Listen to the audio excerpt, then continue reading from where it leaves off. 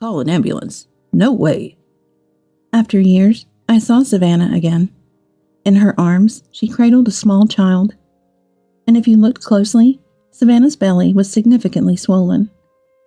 The suddenness of it all brought my thoughts to a halt, but I knew I had to save Savannah and her child as quickly as possible. When I managed to gather my thoughts, Savannah made a certain request. My name is Emily, and I'm 60 years old. Currently, I'm helping my husband Jackson with his work living a fulfilling life. Jackson is a potter. Originally, after graduating from college, I was just a regular office worker. However, a certain event led me to meet Jackson. At this event, potters sold their creations, and there were opportunities for pottery experiences.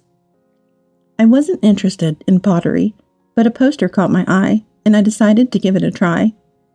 While looking around, I found a pottery workshop, and Jackson was the one who taught me. The experience got me so engrossed in pottery, seemingly out of nowhere, that I started visiting his home where he worked to buy his pieces. Jackson remembered me, and each meeting was filled with various conversations and excitement. Eventually, our relationship evolved from craftsman and customer to lovers. After 3 years of dating, we got married. Jackson told me to pursue whatever I wanted, but I was interested in pottery, so I decided to help him. When we got married, Jackson's parents had already retired from pottery, which made me want to help him even more. Then we had a child. We named her Savannah, pouring all our love into her. When Savannah was about 3 years old, Jackson and I wanted her to enjoy pottery, so we took her to the workshop, let her touch the creations, and even let her make some.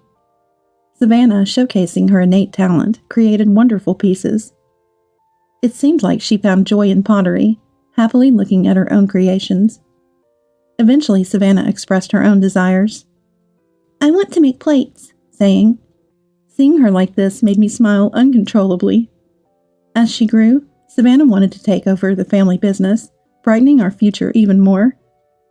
Jackson had several apprentices over the years, all kind and supportive of Savannah working with us in the future. After graduating high school, Savannah went to college, studying not only pottery, but also world history, culture, and arts. On her days off, when she didn't have to go to school, she helped with the family business, improving her skills. Having been taught by Jackson since she was young, her skills were astonishingly excellent. But Savannah never became complacent. Together with all the apprentices, she continued striving to spread the joy of pottery. 5 years after graduating college, Savannah was nearing 30, and I often thought about how quickly children grew up. Then one day, Savannah brought surprising news. "Mom, I'm getting married." "What? Married?" The sudden announcement shocked me, and I couldn't help but raise my voice. Savannah had a boyfriend since her college days. I had thought that they would eventually marry if things continued as they were, but hearing it for real left me speechless. The boyfriend's name is Benjamin. He had spoken to me a few times, and I thought highly of him. Savannah then shared the story leading up to their decision to marry. Apparently, the first proposal came around the time she graduated from college. Initially wanting to continue working with pottery at home, she asked for more time. True to his word, Benjamin gave her that time, continuing to propose over the years. Years later, when Savannah felt it was time to make a decision, she happened to see several photos of her friends with their children posted on social media. Seeing her friends happy made Savannah suddenly think that she should get married too. "I realized all my friends were married with kids, and there I was, not even close. After a lot of thinking, I decided I wanted to marry Benjamin." "That's how it was. Well, if that's what you've decided, neither Dad or I have anything to say against it." "Thank you." After accepting Benjamin's proposal, Savannah had some requests for him. Firstly, she wanted to continue working just as before, after marriage, and she didn't want to have children for a while. While it's true she saw her friends with children as happy, she wanted to keep her current lifestyle as much as possible after getting married. Benjamin agreed with her views, and so they decided to marry. However, there would inevitably be many changes from their previous life, and Savannah might find some of them bewildering. Their new home would be very close to ours, and I wanted to support them as much as possible. "If you ever have any troubles, come straight to me." Okay, thank you. The sensation of my daughter getting married was novel to me, and when she first told me, it felt surreal. But listening to Savannah, understanding her thoughts and plans reassured me. I hoped she would build a happy family. Yet this marriage would reveal Benjamin's true nature, leading to a crumbling of the happy life we envisioned. Savannah, having left home to live with Benjamin, seemed no different than before, visiting our home almost every day. However, 6 months into their marriage, I was informed they were moving far away due to Benjamin's job transfer. It turns out Benjamin had been warned of a possible transfer before marrying Savannah, but had kept it a secret. I couldn't fathom why he did that, but I guessed he feared Savannah might refuse marriage if she knew. Hearing this, I couldn't help feel distrustful of Benjamin. I wondered if he truly had Savannah's best interest at heart. Are you okay with this? I know it's odd to say, but what about asking for a long-distance job assignment? I wanted to continue my job too and suggested it, but he said he couldn't be without me. Since he's always accommodated my whims, I thought I should listen to his request this time. I see. If Savannah decided so, there was nothing more to say. I refrained from further comment. A few days after Savannah's report, they moved away quickly. The realization that they were truly gone saddened me. The apprentices who had grown close to her also felt the loss, highlighting Savannah's significant presence. Half a year later, as we were living our usual lives, Savannah called. She had given birth to a child, our first grandchild. While I was happy, several suspicions arose. If the baby was born a half a year later, it meant Savannah was already pregnant at the time of the move. She had said they didn't want children for a while, so had she changed her mind? Or had they decided to have a child knowing they were moving? Thinking of Savannah brought only growing distrust towards Benjamin. Are you okay with Benjamin, I mean? Benjamin? Oh yeah, it's fine. I see. If Savannah said she was fine, there was no further place for me to intrude. I told her, "You can always come back home," and hung up. Discussing Benjamin with Jackson, he too couldn't shake his feelings of distrust. But like me, he felt if Savannah was okay, we couldn't intervene. After discussing, we arrived at this conclusion. We thought about visiting if the situation got worse, keeping in touch as much as possible. However, after the call about the grandchild being born, all communication ceased. Worried, I tried contacting them, but it was Benjamin who answered, not Savannah. Hello, Benjamin? Where's Savannah? Savannah's in the shower right now. Oh, is that so? A few days later, I called during the daytime, thinking Savannah, now a housewife, might answer, but no one did. Trying again at night, Benjamin picked up, repeating that Savannah was in the shower and I couldn't speak to her. I was calling Savannah's mobile phone after all. I couldn't understand why Benjamin always answered. Why is Savannah never available? Even when I call during the day, no one answers. What do you mean, why? I told you, she's in the shower. I don't know about the daytime. I was taken aback by his confrontational tone and fell silent. Taking advantage of my silence, Benjamin hung up. Despite several more attempts, Benjamin kept saying things like, "Can you stop calling? The baby's crying." Or, "Aren't you being a bit persistent?" Saying things like this. My distrust in Benjamin only grew, but when he explained the reason for his hostility, it strangely made sense. Look, Savannah said she doesn't want anything to do with you anymore. Can you please stop calling now? What? Is that really what Savannah said? She said she wanted to escape from your strict pottery teaching as soon as possible. There were apprentices, and that it wasn't easy to leave, but she's glad she finally did. That can't be. Do you think I'm lying? If I were, wouldn't it be strange that you can't get through to Savannah during the day? She decided not to answer your calls. Maybe it's time you understand that. I was in disbelief. Before I could say anything, Benjamin pressed on. Can't you tell by my attitude that you're not wanted? I thought you'd realize eventually. You really lack understanding. If that's the case, you should have said so sooner. We never saw Savannah suffer. You're bad at taking hints, so please don't contact us anymore. Benjamin hung up after saying that. Wait a minute. My calls went unanswered. and I couldn't hear Savannah's voice. Feeling empty, I realized further contact was impossible. Though I thought it persistent, I tried calling the next day at noon, but it seemed to be blocked. Benjamin must have set it up to protect Savannah. Reflecting on Benjamin's behavior and words, it all made a strange kind of sense. Was Savannah truly afraid of us? The thought made me instantly sad.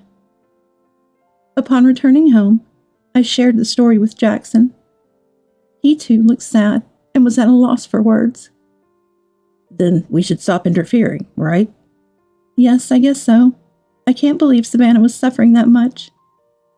We convinced ourselves and decided not to contact Savannah ever again. 4 years later, our business was thriving with sales and achievements increasing. My income and achievements were higher than before, and not only my husband and I, but also my disciples were happy. The apprentices, happy with their progress, had come and gone, some becoming independent. We found someone willing to continue the family business, bringing us peace of mind. Not that we had forgotten Savannah. On the contrary, we worried daily. But to avoid frightening her further, we refrained from reaching out. Then one day, an unbelievable incident occurred. It was during a typhoon. The weather was severe, forcing us to close the business for the day. Despite the unfortunate weather, it was nice to spend time with my spouse. As it got darker outside and Jackson and I were sleeping, it must have been around 1 a.m. Suddenly, awakened by the doorbell, who could it be at this hour? Jackson, too, woke up from the doorbell, turned on the light, and looked at me. Who is it at this hour? Who could it be? The doorbell continued to ring, and we hesitantly headed to the front door. Bracing himself, Jackson opened the door, and there an unexpected figure stood. Dad? Mom? Savannah? It was Savannah. In her arms, she held a girl, limp and unconscious. Surely our granddaughter. She seemed to be breathing, but was clearly in a dangerous state. And upon closer inspection, Savannah's belly was swollen. Savannah, are you pregnant? Yes, 9 months. The child inside her could be in danger too. We should take them to the hospital before asking any questions. At that moment, please call an ambulance, Savannah pleaded. However, Jackson refused her request. Call an ambulance? No way. Surprisingly, Jackson spoke again to Savannah, this time with a gentle voice. With this typhoon, who knows when an ambulance could get here? I'll drive you to the emergency room. But Jackson had been drinking. Therefore, I prepared the car and took them to the hospital. Upon arrival, they were examined. The diagnosis was severe malnutrition for both Savannah and our granddaughter. Both were admitted to the hospital. Fortunately, the unborn child seemed unaffected. We hoped they would receive treatment and soon be well enough to leave. We decided to wait to hear the full story. Relieved to be at the hospital, Savannah lost consciousness during the examination. I had Jackson bring clothes for Savannah and our granddaughter, while I stayed sleeping by Savannah's side. The nurse would look after the granddaughter. Savannah's face bore signs of fatigue and sleep deprivation. Not knowing what happened since they moved, but it seemed her spirit was heavily taxed, I quietly waited for her to wake. Around 11 a.m., Savannah woke up. Mom? Savannah. She seemed to have slept well, her complexion slightly better than the day before. Still, we couldn't let our guard down. I called a nurse to inform them that Savannah was awake. After the doctor's examination and returning to the room, I softly asked Savannah, Savannah, are you okay? I knew she wasn't fine, but I wasn't sure how to start the conversation without scaring her. Speaking gently, Savannah smiled weakly and replied, Yeah, I'm okay, thank you. That's good. I'm sorry for startling you. Don't be sorry. I was surprised. But you're not a bother at all. Savannah didn't seem afraid of me at all. In fact, she appeared relieved. We continued our conversation as I helped her back into bed. Before being Benjamin's wife, she was my and Jackson's daughter. After all, as a parent, why did she come to my house in such a terrible state? Many questions about her terrible state and her late-night visit lingered. but I felt it best not to pry too much. I decided to wait until Savannah was ready to talk. Even if she never spoke about it, I wanted to respect her feelings. A few days later, Savannah had fully recovered, her smile seemingly brighter. The awkwardness of our reunion faded, and I felt relieved she was opening up to us. One day, as Jackson and I approached Savannah's room, she looked serious. I tried to interact with her as usual, wondering what was wrong. Despite her usual smile, something was different. Concerned, I listened to Savannah with a grave look, said, "Can I talk about what happened after we moved?" Surprised, Jackson and I realized Savannah was ready to share. "Yes, we'd like you to talk, if you're comfortable." "Okay, thank you." After hearing our responses, Savannah began to share her story. It was unbelievable. Apparently, Benjamin was a terrible man. He had proposed, and at first she had accepted. Having been lovers for many years, she thought she knew everything about Benjamin, but Savannah came to know his true nature only after getting married. Benjamin was extremely possessive, always wanting her to only have eyes for him. He made her cut off all her friendships, didn't allow her to work, and forbade her from leaving the house. Her mobile phone was confiscated, and she was completely cut off from the outside world. The last contact she had before her phone was taken away was when she messaged me about the birth of her child. So why didn't she reach out for help? She thought it wouldn't be possible to get help. It seems Benjamin had convinced Savannah that we all hated her, that she could only rely on him. Shocked by these words, Savannah became too afraid to talk to us. There were various other restrictions in her daily life as well. She wasn't allowed to get proper sleep, was only allowed 1 meal a day, which was just a piece of bread. Even the use of the shower and the toilet was restricted to certain times, and those were the only times she could leave her room. Although I have never been in such a situation, just hearing about it was enough to understand how trapped she felt. The reason she managed to escape was because she saw her child lying weakly beside her. Since the birth, her child had been forced to live a far from decent life. She realized it was her lack of courage that led to this lifestyle. She thought, even if something happened to her, she wanted her child to have a decent life at least.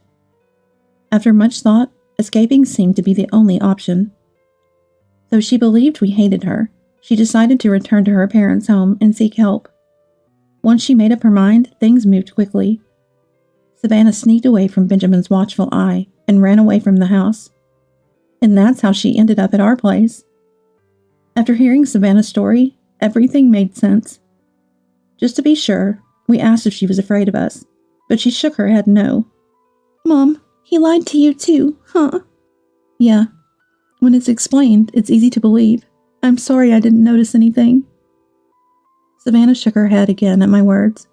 Then we proceeded to inform the police and file a report. A female officer came to the hospital room to listen to the details. Taking the situation seriously, the police raided the house where Benjamin was supposed to be moving to, but by then he was already gone. Knowing that Savannah had escaped, he must have panicked and gone looking for her somewhere. This led to the realization that Benjamin could appear in front of Savannah at any time, and the police strengthened their patrol around the hospital and our home. A few weeks later, Savannah was discharged from the hospital after giving birth. The baby was born healthy, which was a relief. Eventually, everyone was discharged safely, and they began living in our house. For a while, we left the family business to an apprentice, and Jackson stayed home all the time, which was reassuring. It's still not safe to let our guard down, but it's nice to see Savannah smiling again, like she used to. If possible, I'd like us to continue living a happy life. That's what I had hoped for, but reality didn't go as smoothly as expected.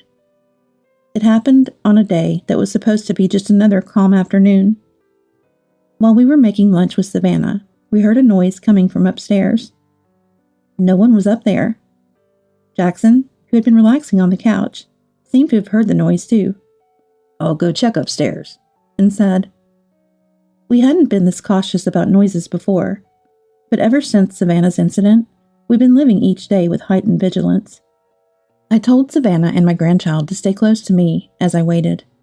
mobile phone in hand, hoping Jackson would come back soon. Then, from upstairs, we heard what sounded like an angry voice. "Hey, what are you doing?" Someone had intruded, and there was a confrontation. I immediately called the police. Later, Jackson told us what had happened at that moment. He went upstairs and quietly entered the room where the noise was coming from. There, he found Benjamin. Benjamin, upon seeing Jackson, seemed surprised.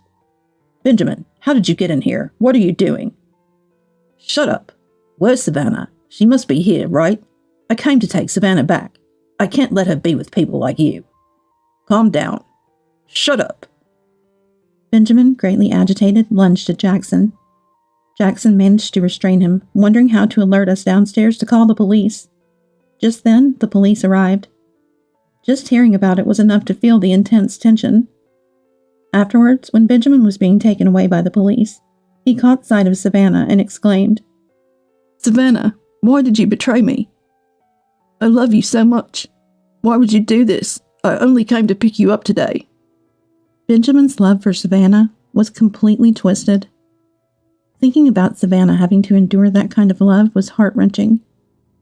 Glancing at Savannah, she had a sad look on her face. Then, Benjamin was rearrested for kidnapping, breaking and entering, and carrying a knife with the intent to harm me and Jackson, among other charges. It's hard to know what led Benjamin to express his love in such a distorted way, but I suspect it had something to do with his childhood. However, I heard that Benjamin's parents had passed away. What happened to Benjamin is something that only he might know now. Months later, Benjamin was convicted and sent to prison. This should keep us safe for a while. But given Benjamin's obsession, he might look for Savannah after his release. So we've been discussing as a family what to plan before that happens. For now, we're living happily in our home. Savannah has even taken up pottery, spending time in the workshop creating when she feels like it. My grandchild, initially wary, has now opened up, spending time playing or helping Savannah with her pottery.